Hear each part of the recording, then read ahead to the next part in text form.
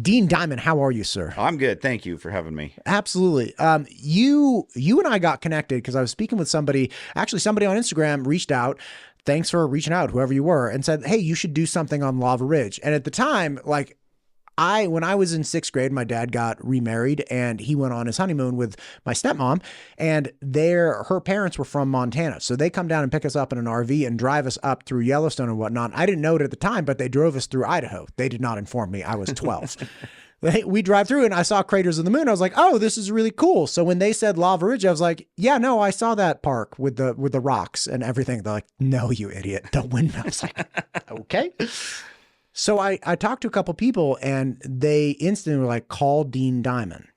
Right now, for people that don't know, I'll give a really small, brief rundown of what Lava Ridge is, and then we can go into it. But essentially what is happening is the Biden administration on federal public land in the state of Idaho, in the boundaries of our state, has elected to lease out a portion of that land to a private energy company that intends to install windmills on this area. And again, it's on public land. There is precedence for the federal government leasing out public lands for private entities like ranchers, right? But I don't hear anybody complaining about having cows wandering around eating grass, working on fire abatement and then pooping and fertilizing, right?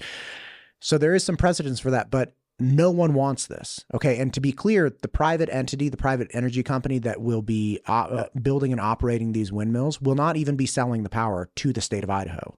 So it's on land that borders your property. You don't want it. The county doesn't want it. The entire area doesn't want it. I have not spoken to a single person who says this is a good idea for Idaho. And when I wrapped my head around this, I was like, oh my God, this is the most clear example of federal overreach and essentially seizure of this portion of the state of Idaho that I could ever envision. You and I got connected. Talk to me about it. Take me back through when you started hearing it and what's happened. Okay, I need to back up a little bit and tell a little bit about myself. Okay. I have a small farm. Here, make sure you come. Bring this guy with you. Right. There you go. Sorry. I have a small farm out in Jerome County, between Jerome and Eden. And I actually border up next to the Minidoka National Monument. Okay. And so that's kind of a unique situation. I've never, a farm out in the middle of nowhere next to a national monument. And that's kind of how I found out about it at first, is a few of the people, with the Park Service and whatever kind of said, there's a windmill project being built out there. And, you think, oh, geez, what's the big deal? A couple little windmills, Yeah, right. Go on. And actually a few years ago, when windmills were first, back in the early 2000s, mid 2000s, when windmills were first being talked about a little bit, they come out and did a wind study out there. And they said that our wind quality, I didn't know there was a quality of wind, but our wind quality wasn't good enough for windmills. Oh. And so, it just kind of goes on. But then you kind of found out, what these companies have done is they've gone out and just put them things a lot taller because they're looking for these big open spots. And now they want to come in and put these, the original plan started at 700-foot plus windmills. God. And, huge machine. The biggest one in the world is going to be the biggest windmill farm in North America, right here in southern Idaho. And we're like, maybe we need to check into this a little bit more. This isn't a good idea. And you get looking at all the effects of it, and it's going to kill the birds, the bats, just all sorts of things like that. And one of the things that I really, really don't want, I know this sounds stupid, but I don't want the red light district, all them stupid flashing red lights out in the middle of nowhere. That's just not something that I want to see. And then you start looking at the effects on wildlife and just basically what that desert has been used for a lot of years, they're going to destroy it. I drove my 10-year-old out to Murphy in, I think it was June. And we went out there with the intent of going out into the desert and finding like lizards and scorpions, which we did. It was wild. We found this like giant ribbon snake in this bush that my son identified out of nowhere. He's like, oh, Dad, that's a ribbon snake. I was like, what the hell are you talking? Like, how? And then I looked at him like, dude, that's a ribbon snake. He's like, I know, they're not venomous. Or is it poisonous? I was like, what? Like, what? Anyway, Coyote Peterson, he figured it out. Anyway, I drive him out there. It's about an hour. You got to drive south of here quite some time. And the desert was gorgeous. Like I was taking pictures left and right. I'm like, this is a beautiful country. And you had these beautiful valleys with farms in them. You could see the sprinklers going. And it was a really cool thing. And I actually drove through your area about a week ago. I had a friend who was doing a presentation in Pocatello, and then on Sunday morning I was driving home. And as I was going through Jerome, all of a sudden you see these windmills everywhere. Because before then it was, again, beautiful country. I was like, this is, God bless Idaho. Like, this is gorgeous.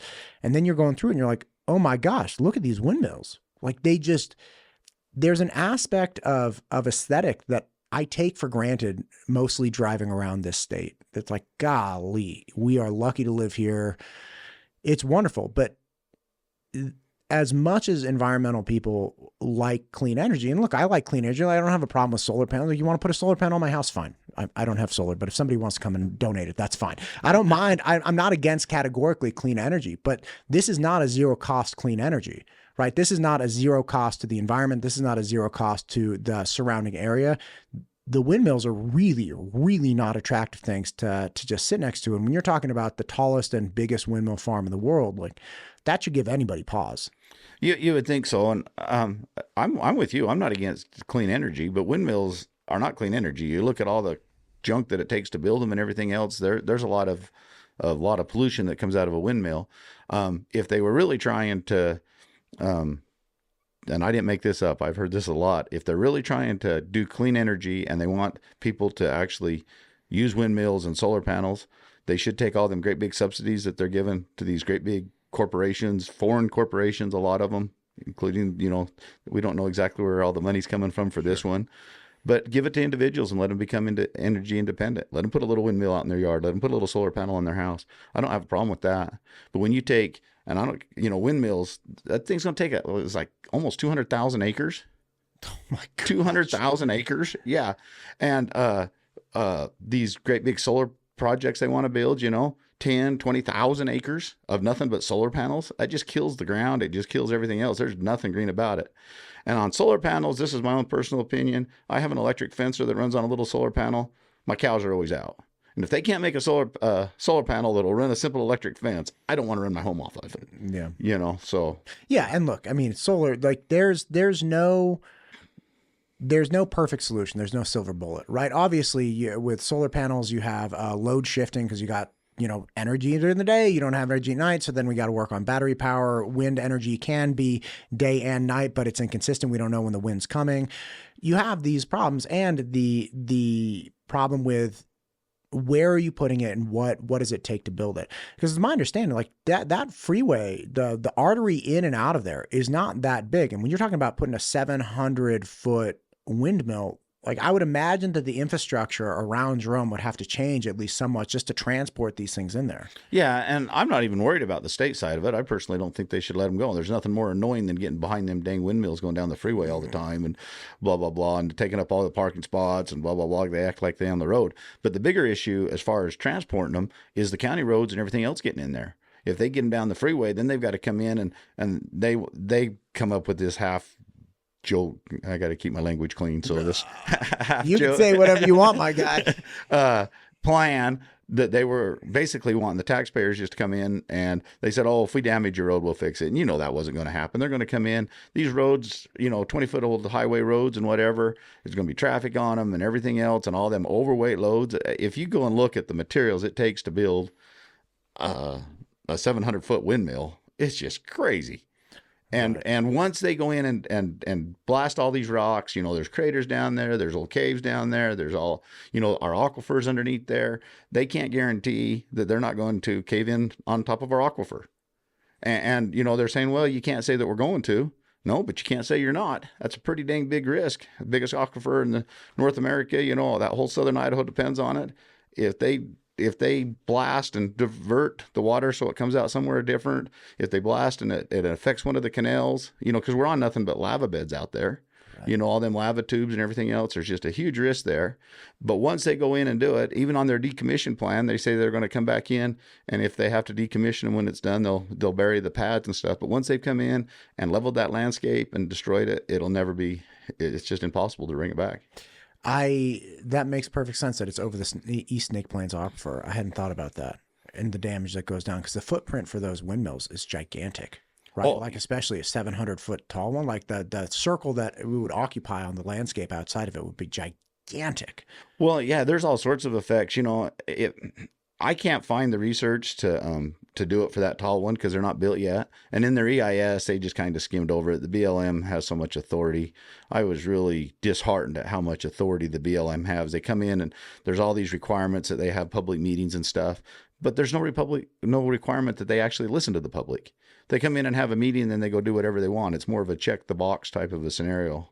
And It's my understanding that like the county commissioners are against this, that everybody's against. Like, is there anybody that that has engaged with somebody from the federal side of it that's actually listening, where they're like, hey guys, nobody wants this. Like, can we just sit down for a second and talk about this? Because you're building this monstrosity right next to my house, or like right next to my property. This has very serious consequences for us, and we don't get any of the benefit, either financial, right? Because this land or the windmills are not being built on private land, right? Like if you, I don't know how many acres you have, but you're like, all right, look, I'll give you some of my acres, right? And you come in and you build this windmill, build nice and tall, and pay me my money, because I am out of ranching, baby. I'm done. I'm gonna sip my lemonade and I'm gonna watch those windmills just go round and round. That would be a thing, right? And you have private property rights.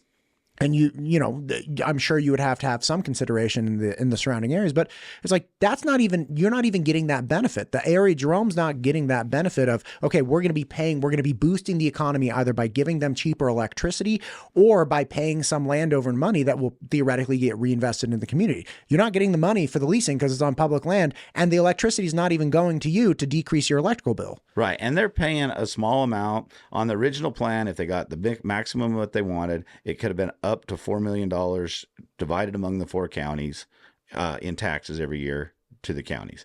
$4 million among 4 counties, you know, and it was disproportional because actually Jerome County got more than some of the other counties. Anyway, it was really stupid how they divided it all up, but that was nowhere near enough money to offset the costs that they were going to cause by coming in. And now the company, you know, they're far from honest. And they'll come in and they're still tooting the $4 million, even though now the BLM said they want to cut the project in half. And that's even misleading too, because they proposed, you know, 3 or 4 different alternatives.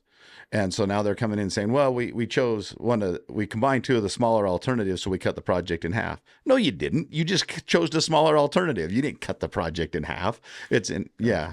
And so it's really stupid that way. But then they're taking the money that they figured for the EIS, they figured it on if they got the biggest project possible. And now they're still tooting that they're going to give that much money, and it's just not. Oh, so the $4 million was reflective of the biggest proposed plan. But now that they've reduced the scale of the plan, they're still sticking with the $4 million, even though everyone knows, is like, no, that $4 million is proportional to the size of. So like, it's really going to be like 2.5 or 3 or something like that. Doing a lot of work with a bunch of the counties in the area and different taxing districts and stuff. Even if you say $4 million, I'm like, God, man, $4 million. I would not mind having $4 million. But when you talk about a county absorbing that or multiple counties absorbing that, that is such a tiny amount of money for the actual operations. And it's a long-term problem, right? Like what that compensation is not going to property owners that live directly next door, whose property might be to some degree blighted or decreased in value because of it. Like, it's not going to, you know, like, there are just real problems with this. And look, I try to be sensitive to the fact that, one, I moved here recently and I don't know what's going on in the state, and I am part of the problem. This is what I'm aware of. I realized I moved here in 2022.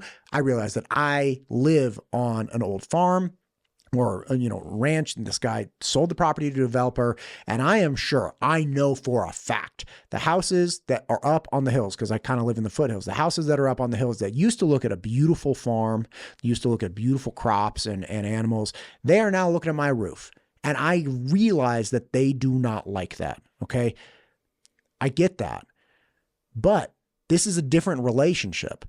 Right? Like, first off, I am a community member, and I would like to think that I am contributing positively to this area to some degree, right? To offset the nuisance of staring at my roof, right? I exist, my kids exist here, my wife exists here. We are part of this community. We're part of Idaho, right? That's not what this project is.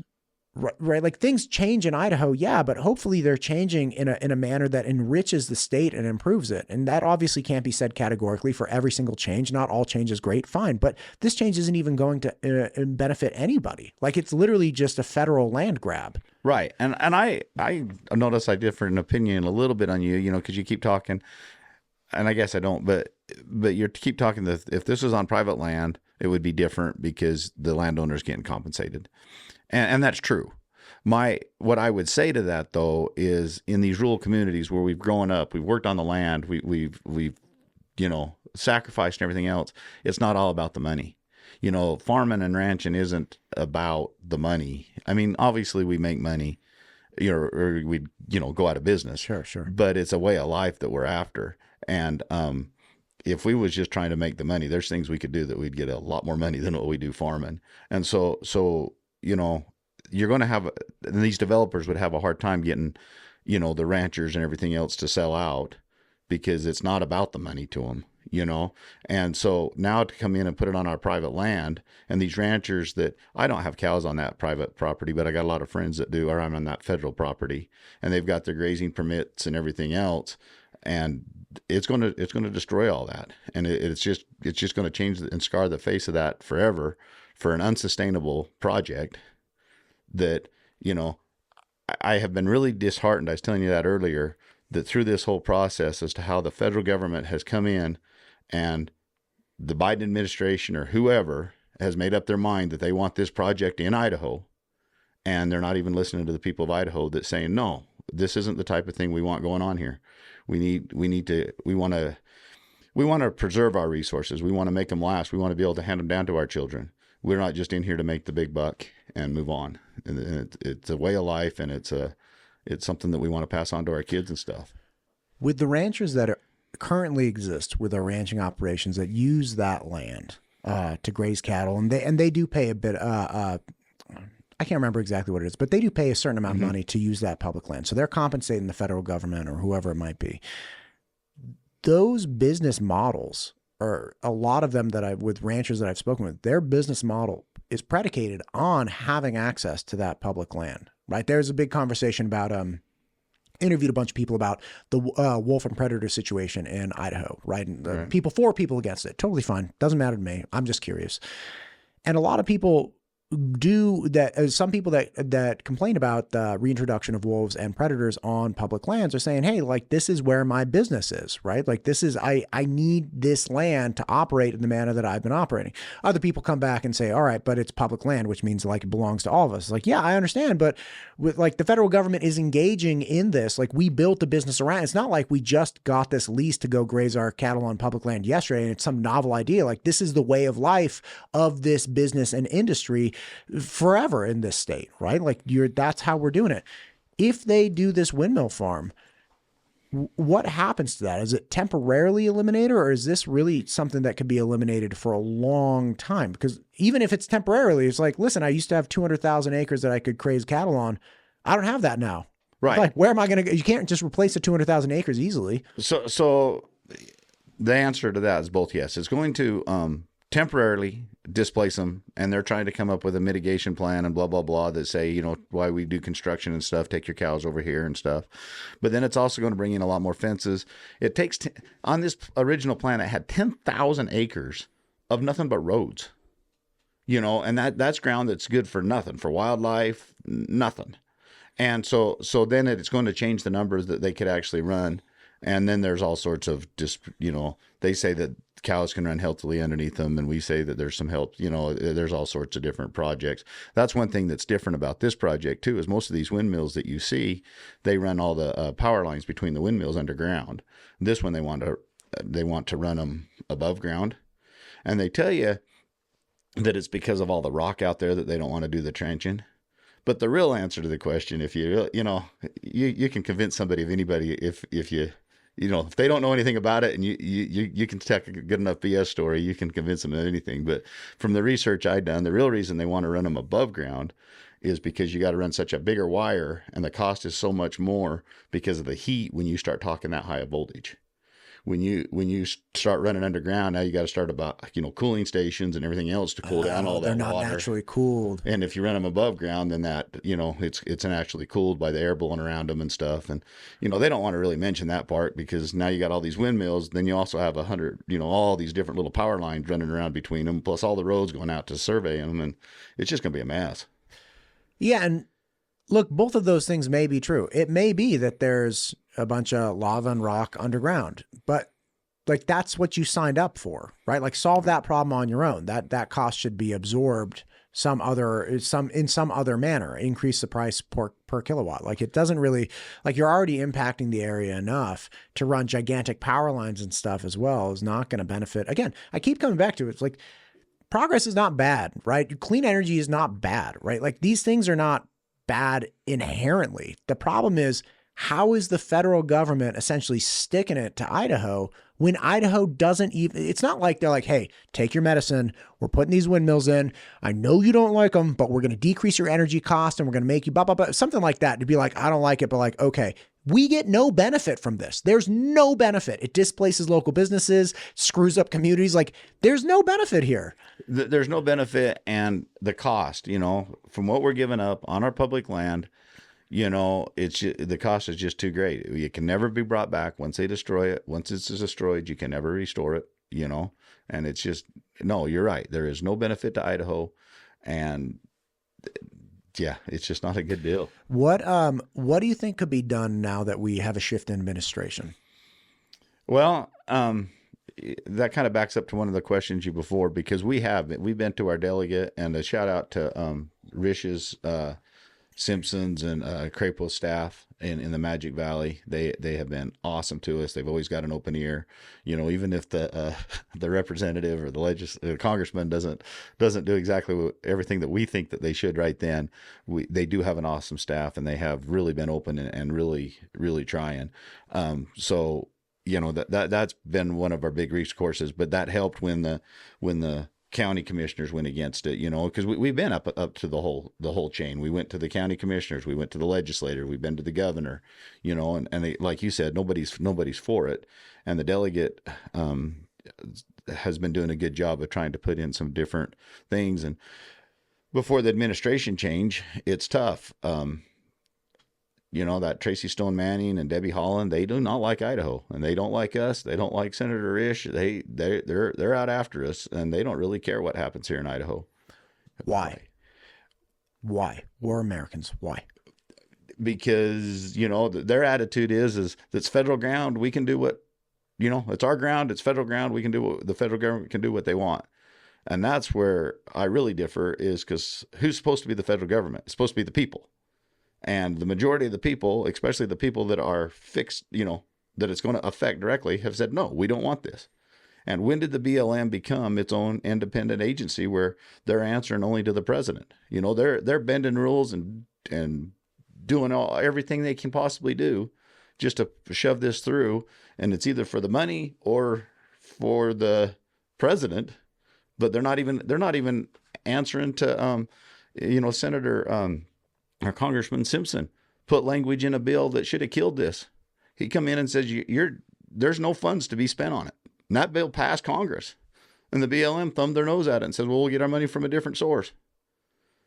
And well, guess what? Congress is supposed to be your boss, BLM. You're not supposed to just thumb your nose at it and go get a number of money from a different source.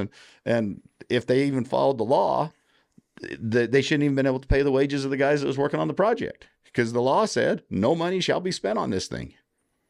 And yet they just continued on as if nothing happened. It's crazy, man. Yeah. So it is crazy. And it's startling